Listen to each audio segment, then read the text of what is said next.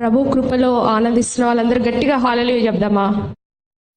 బోలో యేషు మహారాజ్ కి. వినబడలేదు.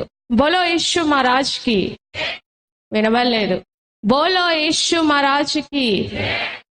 స్త్రీలు మాత్రమే చెప్తున్నారు. స్త్రీల సంఖ్యన ఆఖరిగా బోలో యేషు మహారాజ్ కి. ప్రభుకి మహిమ కలిగిన గాక. నిజంగా మరి ఒక దినము పునరుద్ధాన ఆరాధనలోకి ప్రభు మనల్ని నడిపించి మరి స్వస్థతను, ఆయుష్ను, శక్తిని, బలమును, ఆరోగ్యమును, వాతావరణమును, ప్రదేశమును అనుకూలపరిచి ఈ విధంగా ప్రభు యొక్క కృపలో మరి మన సంఘములో స్త్రీల ఆదివారం జరిగించుటకు ప్రభు చూపిన కృపను బట్టి ప్రభుకే మహిమ కలుగును గాక. అన్ని విధాలుగా మరి దేవుడు సిద్ధపరిచి మన యొక్క ఆత్మలను సంతృప్తి పరుస్తూ ఇప్పటి వరకు తోడై ఉండి మరి ఇంత క్షణం ఇప్పటి వరకు పాటల ద్వారా మహిమ పొందిన ప్రభుకి మహిమ కలిగిన గాక. చిన్న మాట ప్రార్థించుకుందాం ప్రభు సహాయార్థమై. ప్రభువా, పరిశుద్ధుడ, సజీవుడ, నీకు స్తోత్రం. నువ్వెంతైనా నమ్మదగిన దేవుడవు అయా. ఇదిగోండి మమ్మల్ని మీ చేతికి సమర్పిస్తుండగా ఆత్మలు నీవి, పని నీది గనుక మీరు మాట్లాడి మీరు మహిమ పొందమని అయా ఆరాధన పాత్రలుగా మమ్మల్ని మార్చమని వేడుకుంటూ నజరేడైన యేసు క్రీస్తు నామంలో అడిగి వేడుకొని పొందుకుని ఉన్నాం తండ్రి, ఆమేన్. మంచిది. ప్రియమైన దేవుని సంగమా, మన యొక్క ప్రభువు ఆరాధనకి యోగ్యుడు. ఎందుకంటే ఆయన యొక్క గుణలక్షణాలు ఎన్నో. కొందరైతే బుక్ రాశారు, ఏంటిది 10,000 స్తోత్రాలు అనే, లేదంటే 1000 స్తోత్రాలు అంటే ఒక్కొక్క గుణలక్షణం. ఇన్ని గుణలక్షణాలు ఉన్నాయి దేవుని స్తుతించడానికి, దేవుని పూజించడానికి, దేవుని ఆరాధించడానికి, మనము స్తుతి చెల్లించడానికి అని. అయితే ప్రభు యొక్క మరి ఒక లక్షణం గురించి నేను మాట్లాడాలని ఆశపడుతున్నాను. కీర్తనలు 18వ అధ్యాయంలో కీర్తనకారుడు ఏమంటున్నాడు అని అంటే, అక్కడ ఉన్న మాటలన్నీ, ప్రభువా నువ్వు మరి నా పక్షమున యుద్ధం చేయవాడము, నా కేడము, మరి నా దుర్గము, నా కోట అని ఒక్కొక్క మాట మరి మాట్లాడుకుంటూ వెళ్తుంటే మనకు ఒక రోజంతా సరిపోదు. అంతగా మరి స్తుతిస్తూ ఆరాధిస్తూ ఒక మాట ఏమంటున్నాడు అని అంటే, చూడండి దేవుని యొక్క మరి సన్నిధానంలో నిజముగా మొరపెట్టినప్పుడు, నిజముగా ఒక భక్తుడు బాధపడుతున్నప్పుడు, నిజముగా సహాయం కోసము ప్రభు వైపు చూసినప్పుడు ప్రభువు ఏ విధంగా వస్తారంట అంటే 8వ వచనం చూడండి. 7-8 వచనములు. మరి 6వ వచనం నుంచి నేను చదువుతున్నాను, జాగ్రత్తగా గమనించండి. నా శ్రమలో నేను యెహోవాకు మొర్రపెట్టి తిని నా దేవునికి ప్రార్థన చేసి తిని ఆయన తన ఆలయములో ఆలకించి నా ప్రార్థనను అంగీకరించెను. నా మొర ఆయన సన్నిధిని చేరి ఆయన చెవులో జొచ్చెను.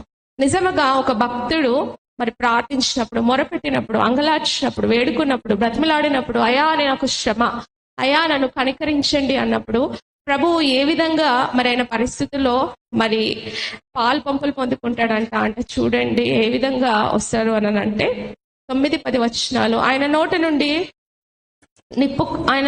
అగ్ని వచ్చి దహించెను, నిప్పు కణములు రాచిపెట్టెను, మేఘములను వంచి ఆయన వచ్చెను. హల్లెలూయా. ఆయన ఉండలేరంట అండి. నిజంగా ఒక భక్తుడు బాధపడుతున్నప్పుడు, ఒక భక్తుడు మొరపెడుతున్నప్పుడు, ఒక భక్తుడు గోజాడుతున్నప్పుడు ఆయన ఎలా అంట, మేఘములను వంచి ఆకాశములో మరి సమీపింపరాని తేజస్సునందు వసించు దేవుడైనా కానీ మరి ఆ యొక్క భక్తుల శ్రమలో ఆయన మేఘములను వంచి ఒక అద్భుతమైన మాట చూడండి.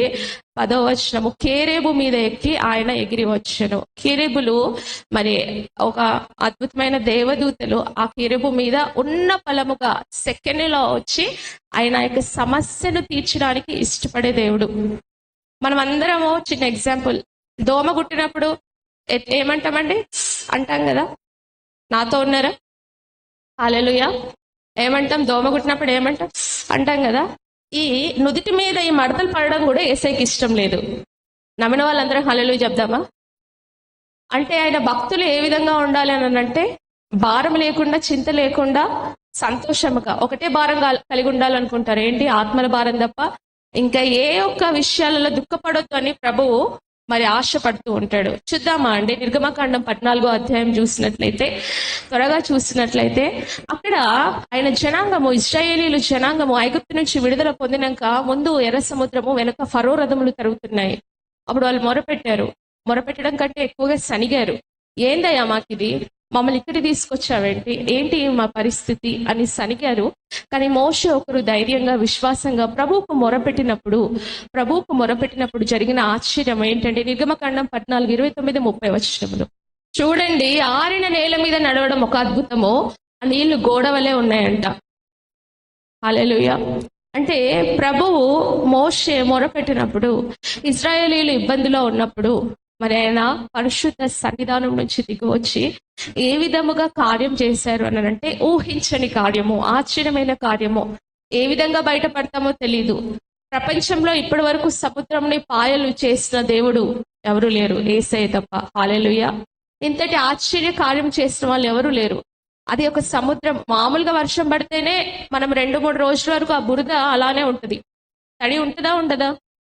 ఉంటది. ఇసుక అయితే మరీ ఎక్కువ తడిగా ఉంటది. కానీ సముద్రం కింద నేల ఏ విధంగా అయిందంట అండి? ఆరిన నేలగా అయిందంట. ఇది సాధ్యమా? ఎస్, సాధ్యమే. ఎవరికి సాధ్యం కాదు, కానీ యేసయ్యకి సాధ్యమే. తన ప్రజలు మొరపెట్టినప్పుడు, తన ప్రజలు ఆపదలో ఉన్నప్పుడు, తన ప్రజలు ఇరుకులో ఉన్నప్పుడు, తన ప్రజలు ఇబ్బందిలో ఉన్నప్పుడు ఆయన ఎటువంటి కార్యములు చేస్తాడు అని అంటే, అసాధారణమైన కార్యాలు చేస్తారు. నమ్మిన వాళ్ళు ఆమె చెప్తామా? ఆమె. చూడండి, కీర్తనలు 18వ అధ్యాయము మరి నేను చూపించి ముగిస్తున్నాను. 15వ వచనం చూడగా, యెహోవా నీ నాసిక రంధ్రముల ఊపిరిని నీవు వడిగా విడవగా నీ గద్దింపునకు ప్రవాహముల అడుగు భాగములు కనబడెను. మోషే మొరపెట్టినప్పుడు అక్కడ ఏం జరిగింది అని అంటే, యేసయ్య ఒక శ్వాస వదిలాడు. ఏం చేశారండి? ఒక శ్వాస వదలగానే అగాధ ప్రవాహ జలముల అడుగు భాగములు కనబడ్డాయంట. ఆ అడుగు భాగంలో నుండి ప్రజలు నడుచుకుంటూ వెళ్ళాలంట. హల్లెలూయా. ఎర్ర సముద్రాన్ని 2 పాయలుగా చీల్చాలంటే ప్రభువుకు ఒక శ్వాస విడిస్తే చాలు, ఒక గట్టిగా ఒక శ్వాస విడిస్తే. అటువంటి ప్రభువు నీ యొక్క సమస్యను తీర్చలేడా? నీ యొక్క ఇబ్బందిని మరి సమస్యను ఆయన అద్భుతంగా ఆశ్చర్యకర రీతిగా ఫిక్స్ చేయలేరా? సరి చేయలేరా? ముందు కొనసాగించలేరా? సమస్యకి సమాధానం ఇవ్వలేడా? ఈరోజు సంఘమంతా ఆరాధించడానికి గల అంశం ఏమిటి తెలుసా? యేసయ్య మన పరిస్థితుల్లో నిలబడితే, యేసయ్య మనతో వస్తే, యేసయ్య మనతో ఉంటే అసాధ్యమైనది ఏది లేదు. నమ్మిన వాళ్ళందరము లేచి నిలబడి, అవునయ్యా నీవు ఉంటే నాకు చాలయ్యా, నువ్వు నాతో రా యేసయ్య అని ఇటువంటి ఆశ్చర్యమైన దేవుణ్ణి మరి మన జీవితంలోకి అనుమతిద్దామా? ఆరాధిద్దామా? ప్రభువా, నేను ఆరాధిస్తుండగానే నా స్థితి మార్చే దేవుడవు అయ్యా, నేను స్తుతిస్తుండగానే నా స్థితి మార్చే దేవుడవని 2 చేతులు అద్భుతమైన దేవుడి వైపు చూపి ఆకాశం వైపు ఎత్తి, నిజముగా ఎంత గొప్ప దేవుడవయ్యా, ఎంత ఆశ్చర్య కార్యములు చేసే దేవుడవయ్యా. కళ్ళు మూసుకొని ప్రభుతో మాట్లాడదామండి, ప్రభు వైపు చూద్దామండి, స్తుతిద్దామండి. మోకరించగలిగిన వాళ్ళందరం మోకరిద్దాము. మరి మోకరించలేని వాళ్ళం లేచి నిలబడి నోలు తెరిచి, నిజమేనయ్యా నా సమస్య నాకు మరొక సముద్రం లాంటిది, కానీ నీవు వడిగా ఊపిరి విడువగా తండ్రి నువ్వు చూపించే ఆ యొక్క కృప, నీవు చూపించే ఆ యొక్క మరి సమస్యకి పరిష్కారము ఊహకందనిది, ఊహించలేనిది. నా గొప్ప దేవా, నీవుంటే నాకు చాలు ప్రభువా, నాతో రాయ ఆడుదామా ప్రభువా, మీరు నాతో ఉండండి. ఆయన ఎప్పుడు మనతో నడిపించడానికి సిద్ధమే, కానీ నువ్వు ఆయనతో నడవడానికి సిద్ధమైతే అడుగుదామా? యేసయ్య నా పరిస్థితిలో ఉండవా? యేసయ్య మీరు నాతో వస్తే నాకు తెగులు ఉండదయా, నాకు కొదవ ఉండదయా, నాకు చీకటి ఉండదయా.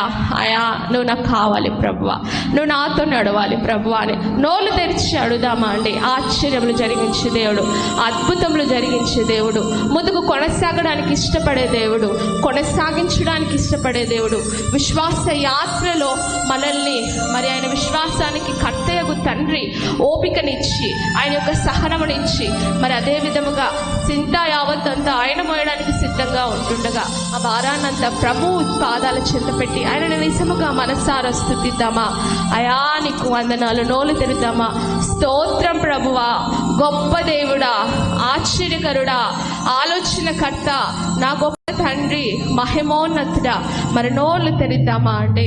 మన యొక్క పూర్వీకుల జీవితంలో అద్భుతాలు జరిగించిన నా దేవా, నీ యొక్క కృపను బట్టి నీకు వందనాలు, నీ యొక్క ప్రేమను బట్టి వందనాలు, నీ యొక్క ఔన్నత్యమును బట్టి నీకు స్తోత్రమని ప్రభువా నువ్వు కావాలనే మరి ప్రభువుని అడుగుదామా అండి?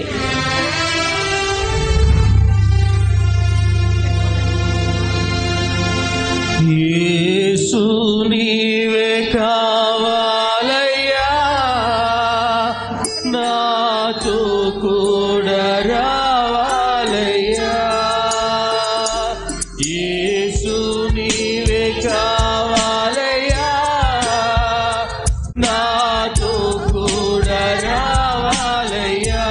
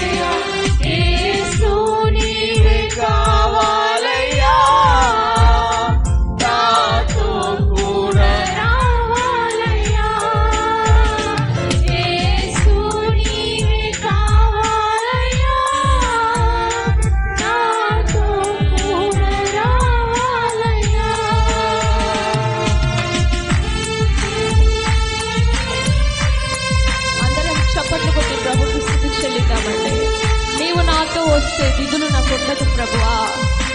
అయా నీవు ఆజ్ఞాపిస్తే తెగులు నన్ను అంటదు ప్రభువా. అయా మీరు మా జీవితంలో కార్యం జరిగించుకొని అడుగుదామా.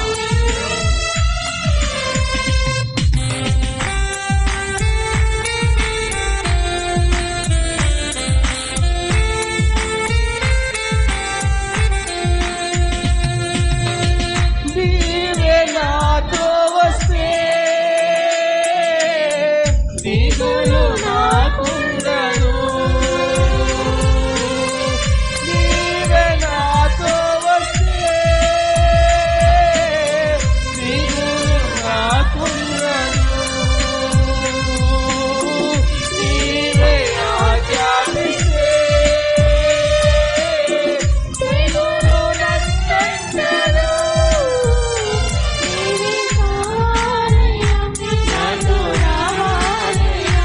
నీవే కావాలయ్యా, నాతో రావాలయ్యా.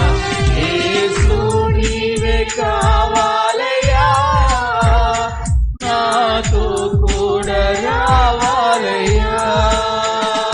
యేసు నీవే నాతో కూడా రావాలయ్యా.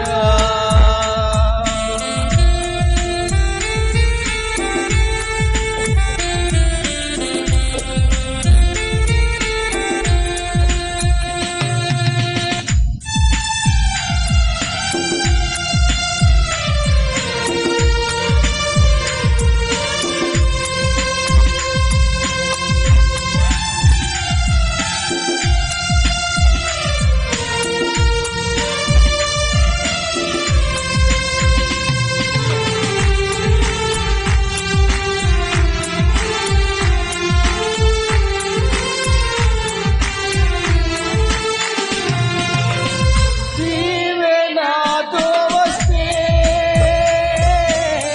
కొరత నాకుండదు.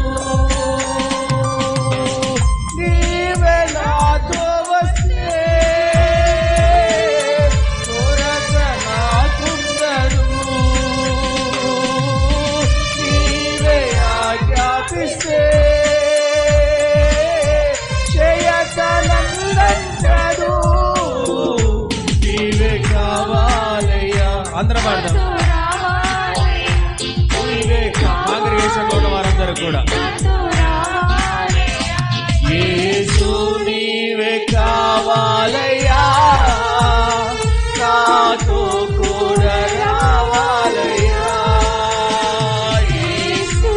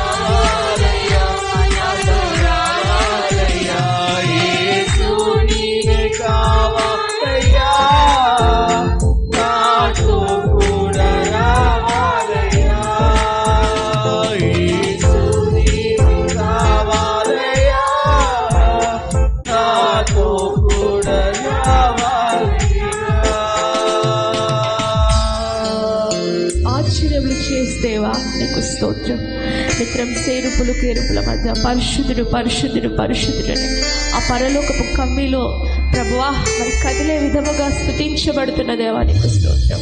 నిజముగా వేల్పులలో నీ వంటి వారెవరు నాయన? నీ యొక్క ఉద్దేశములు ఉన్నతమైనవి నాయన, నీ సంకల్పములు తరతరములు నిలిచిను నాయన. ప్రభువా మా యొక్క స్థితి ఇప్పుడు మాకు అర్థం కాకపోయినను తండ్రి, మీరు మా ఎడల కలిగిన ప్రణాళికలు ఎంతో గొప్పవి, అవి ఎంతో మరి శ్రేష్టమైనవి ఉంటుండగా దేవా మా యొక్క జీవితములను బట్టి నేను స్థుతి చెల్లిస్తున్నాము ప్రభువా. మరి నిజముగా నీ యొక్క ఊపిరి ఆ యొక్క అగాధ జలములను తండ్రి రెండుగా చీల్చినని లేఖన భాగంలో రాయబడి ఉన్నాయి. ఎంత గొప్ప దేవుడవు ప్రభువా, ఎంత మహిమ స్వరూపుడవు ప్రభువా. నిజముగా నీ వంటి దేవుడు ఎవరూ లేరని మనసారా స్తుతిస్తున్నాము.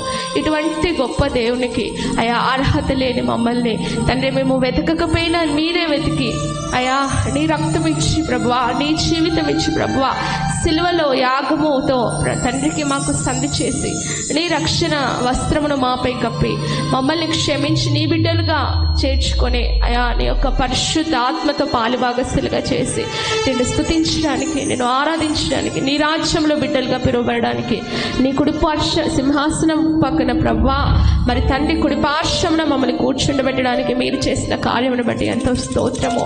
మమ్మల్ని విడువని ఎడబాయని దేవుడివై ఉన్నందుకు స్తోత్రము. నిజముగా నీ బిడ్డలు మొరపెట్టినప్పుడు అయా కేరుబు రెక్కల మీద మీరు ఎగురు వచ్చి దేవుడవు అయా మేఘములను వంచి మా పరిస్థితులను నిలబడి ప్రభువా మీరు పరిస్థితులను చక్కబెట్టే దేవుడవు నాయన. ఇంతలా ఎవరు ప్రేమిస్తారు ప్రభువా? మమ్మల్ని అనుక్షణము మరి విడవక ప్రేమిస్తున్న నీ ప్రేమను బట్టి ఇదిగోండి సంఘమంతా కలిసి స్తుతి చెల్లిస్తున్నావు. నువ్వు మహా గొప్ప దేవుడవని, మహిమాన్వితుడు అని నీకు స్తుతి చెల్లిస్తున్నాము తండ్రి. మీరు మాకు ఇచ్చిన ఈ యొక్క భాగ్యంను బట్టి, మీరు మాతో ఉన్న విధానాన్ని బట్టి, మీరు మమ్మల్ని నడిపిస్తున్న విధానాన్ని బట్టి మరొక్కసారి మీకు మహిమ చెల్లిస్తూ సంఘ పక్షాన ఆరాధనను యేసుక్రీస్తు వారి పాదాల చెంత సమర్పిస్తున్నాము తండ్రి. ఆమేన్. మంచి అందరం కూర్చుందామండి.